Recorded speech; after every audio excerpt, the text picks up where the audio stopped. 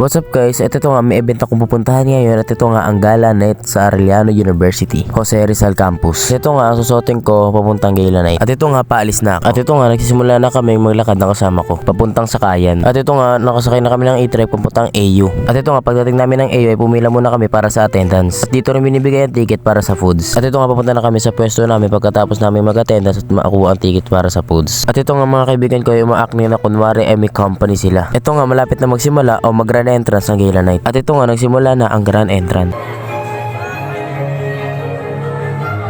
Dahil first time ko to ay sobrang saya talaga ng event na to.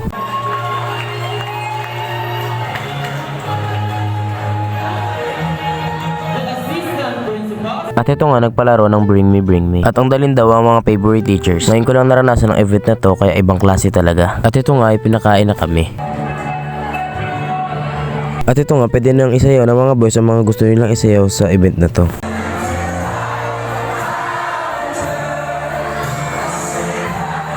At ito nga ako tamang nood lang sa mga sumasayaw.